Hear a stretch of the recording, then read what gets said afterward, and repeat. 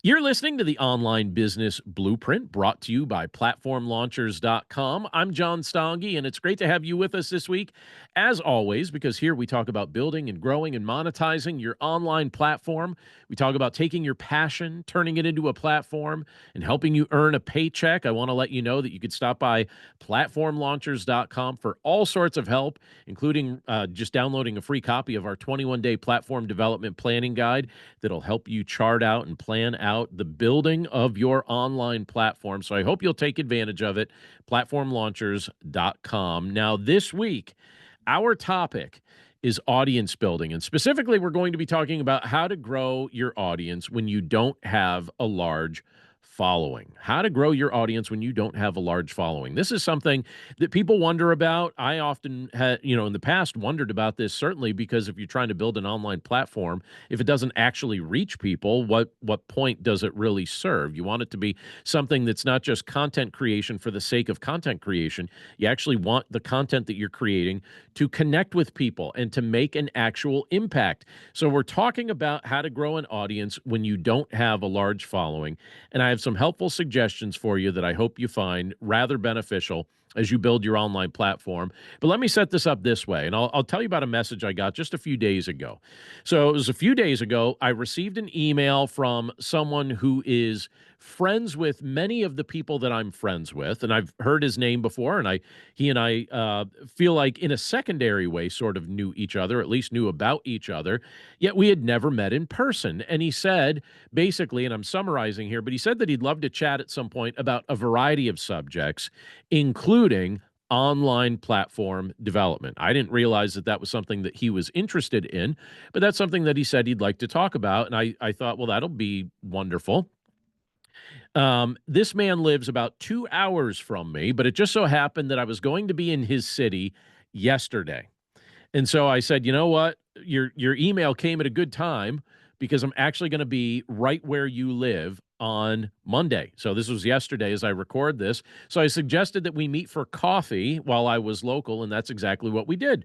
And the conversation went great. We chatted for about 2 hours. It felt like it went really quickly. We had a lot in common, and certainly our personalities are such that I think the two of us could have chatted for 2 additional hours as well. But we chatted for 2 hours in a local coffee shop. We discussed all kinds of aspects about online business. We talked about the nature of building a message-based online platform, the type of stuff that I love talking about. And that probably doesn't surprise you if you've been listening to this podcast or watching us on YouTube for any length of time.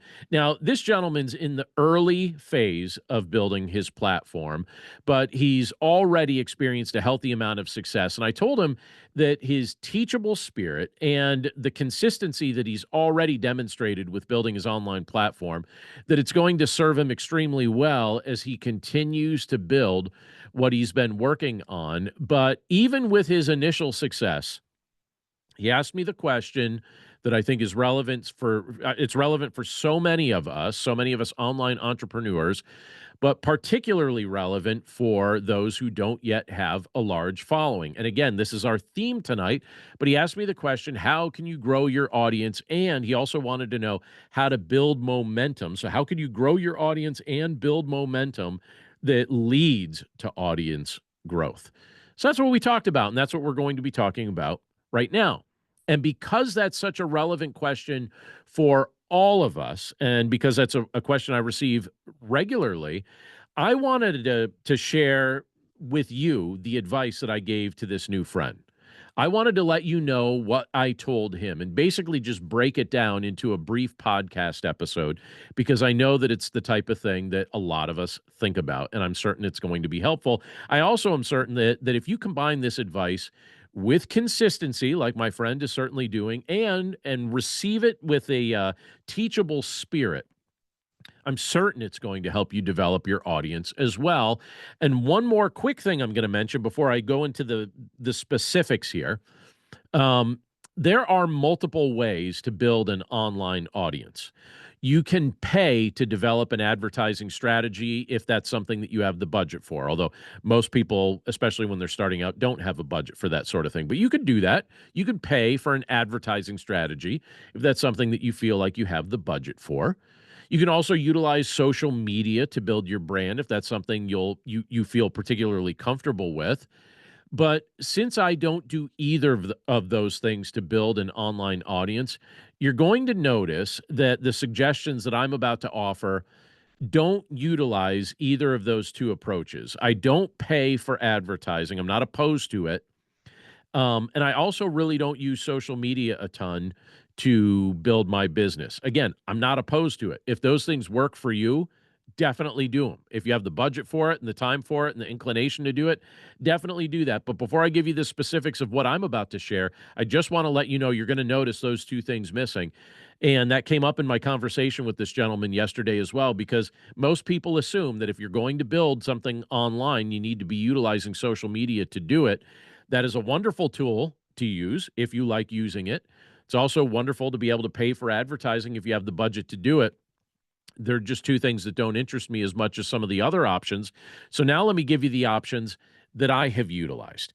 And I'm convinced that, again, two things: consistency and teachability. If that's the way you operate, if that's how you function, I think these suggestions that I'm about to give you are going to pay off in great dividends if you apply them consistently. And if you're teachable enough to receive what I'm sharing with you right now, with a willingness to at least give it a try. So number one on my list, if I was starting from scratch, I even do this now, even though I'm very much not starting from scratch. But if I was starting from scratch and was attempting to build an audience without a large following, first thing I would do is this: I would start with writing simple titles for my shows and my episodes and my blog posts. Now, if you've been listening to my content for a little while, you've probably noticed that I am a big fan of using simple and obvious titles for what we create. And that's not because I'm a boring person. I don't think anyone I know would call me a boring person. There might be some things that are boring about me though, but for the most part, I'm not too boring. But I like creating simple titles for the things that I create. Again, not because I'm boring, but because those things legitimately work. Simple titles make your content very discoverable for the average user. So when you create titles for your show, or when you create titles for an episode of your podcast, or when you create titles for a blog post, you need to always be imagining what your ideal clients are going to be searching for. And so you want to title your content what you think they're actually going to be typing into the search bar. That should impact what you decide to title your content, what you decide to call it. That title that you put up there, think about what they're actually going to be typing. And it's typically not going to be something super creative. It's going to be something rather simple, might even be something that you consider a little bit boring. I'll get even more specific here. My most downloaded podcast is my show, The Chapter a Day Audio Bible. I host 4 podcasts. 3 of them are faith-based. One of them is this one right here, the Online Business Blueprint. One is business-based. But my most downloaded podcast is my show, The Chapter a Day Audio Bible. And when people search for an audio Bible to listen to, it's often one of the very first recommended shows by Apple Podcasts and by Spotify. Often in Apple Podcasts, it shows up in the #1 position. Not always, but often. The title of the show includes terms that most people are searching for when they type into that search bar, when they're looking for a show like mine. That definitely helps me out. In fact, just last week, I was at a graduation brunch that was hosted by the university that I teach for. That's Cairn University in Langhorne, Pennsylvania. I'll give them a quick plug. But I was at a graduation brunch that they host before graduation at the end of each semester. And while I was loading up my plate with some scrambled eggs and loading up my plate with some sausage, a graduating senior stopped me in my tracks, and she said this. She said, "You're never going to guess what just happened to me." She said, "I was out jogging, and I wanted to listen to a particular passage of scripture while I was on the run. And I did a search for an audio Bible podcast, and I started listening, and then almost immediately realized that you were the one hosting the show." She said, "Wait a second, I recognize that voice. I've had that man as a professor." And then she paused the show, and she looked at the details of the show, and she realized that, yeah, indeed, it was my show. I was the host of that. She had no idea that that was the sort of thing that I did. And she said she was amazed when she realized that she personally knew the host of the show. So this was a new experience for her, but I have to tell you, for me, I wasn't surprised by this at all. She was surprised. I wasn't surprised because this happens to me all the time. And by the way, it doesn't just happen to me with my podcasts. It also happens to me with my blog posts. I won't go into details, but recently I've had two people in completely unrelated contexts realize that they had been reading content that I had written and posted online as blog posts because I made it easily searchable with boring, or I could say, maybe better yet, simple titles. And it happens repeatedly. People find my stuff easy to discover because of that. Simple titles make your content more discoverable, especially if those simple titles tie into what people are actually going to be searching for when they type into a search bar. And that inevitably leads to audience growth. Most of my audience, I think, has come through that strategy, through the simple title strategy. Titling my things simple things so that people find it very easy to discover. Podcasts, blog posts, book titles, the whole gamut. So that's number one on my list. If you're trying to build an audience from scratch and you don't already have a large following, use the simple title strategy. Use that strategy. Your shows, your episodes, your blog posts, give them a simple title. But number two on my list is this: suggest an audience swap with a similar platform. Now, if you could figure out what I'm talking about just by that directive, just by that comment that I just made. But if you're not familiar with this, I'll explain a little bit further what I mean when I'm saying suggest an audience swap with a similar platform. People who have been in the process of building their online platforms for a while, they understand the value of reaching new people. It's something we all learn to value. It makes sense to focus on it. It's something that if you've been doing this for a while, you realize there's high value in doing that. In the early days of building a platform, you are not likely to have a large following unless you're a celebrity of some kind. If you're already a celebrity or well-known from something else, you can leverage that certainly into building a new audience that follows you with a new platform. I get that, but for most people in the early days of building their online platform, it's not very likely that they're going to have a large following. So one of the fastest ways to accelerate the growth of your audience is to essentially borrow someone else's audience. And you can accomplish that in a variety of ways, but one of the quickest, easiest, and ethical ways to do that is with an audience swap. Now, some people might not be willing to do something like this, but plenty of people will say yes to this kind of idea. And let me be more specific about how to do this.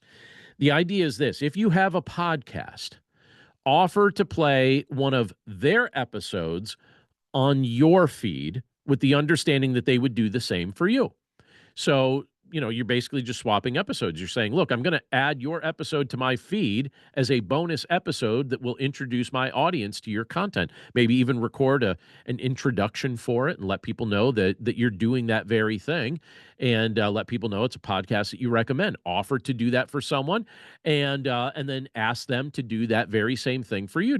So you're basically swapping one episode for another person's episode. You're introducing your audience to their content. They introduce their audience to your content. But you don't have to just do that with podcasts. Maybe you don't even have a podcast at this point. Well, you can also guest post on each other's blogs, or you can offer promos and lead magnets to each other's email lists. There are lots of opportunities for collaboration in this realm, but audience swaps can be done in just about any realm where you can share content digitally. You can also incorporate affiliate commissions into your audience swap. I recently had a friend who asked to promote one of my courses to her audience in exchange for a 50% affiliate commission. She said, I'd like to introduce your content to my audience, and I'm not even asking you to introduce me to your audience, although I already had introduced her and her content to my audience. But she said, I'd like to actually promote one of your courses, a specific course of mine, to my audience, and I wonder if we could maybe come up with an affiliate commission split as we do that. And I said, yeah, absolutely. I said, you want to just split affiliate commission with this 50-50? So I'll collect 50% of the profit. You collect 50% of the profit. She thought that was a great idea. I was more than happy to do that. And likewise, like I said, I've promoted her content, her courses, all sorts of things like that to my audience. But if you don't have an audience of your own, or if your audience is young and early, or even if your audience is developed, this concept of building or utilizing an audience swap with a similar platform, with a complementary platform, can really be a beneficial thing to do. I'm suggesting that you give that a shot because it could be a very effective way to build an audience. You're basically borrowing somebody else's audience. The third thing I would do if I was building an audience from scratch and I did not already have an online following of a substantive size, I would do a lot of guest appearances on podcasts and on YouTube. YouTube and podcasts are starting to become synonymous in many respects. The podcast world is very much drifting toward YouTube and incorporating both audio and video content. And I certainly see that continuing to be something that develops. But I'll tell you, one of the most effective ways to build an audience is with guest appearances on podcasts and on YouTube channels. When you appear on somebody else's show, consider what happens here. That positions you and it positions your content as authoritative to the audience of that podcast, to the audience of that YouTube channel. Your content now appears authoritative. You appear as someone who has authority, and the likewise, and the likelihood. Boy, I'm just inventing words tonight or misusing words. That's all right though. The likelihood of your audience growing as a result, especially if you use like a lead magnet strategy that brings people back to your website and encourages them to join your email list, the likelihood of your audience growing as a result of doing this is very high. Doing lots of guest appearances on podcasts and on YouTube channels, it's it's very, very valuable. If I was just starting the process of building an online platform, if I was starting from scratch, I have to tell you, this is an approach it would receive considerable attention from me. I would dedicate a considerable amount of my time toward this approach. I would try to get on as many shows as I could, potentially as many as 5 per week. I think that that's certainly doable, especially once you get the momentum going, and maybe you ask one show host to recommend another show host to you that maybe you would be a good fit for their show as well. Podcasters know other podcasters.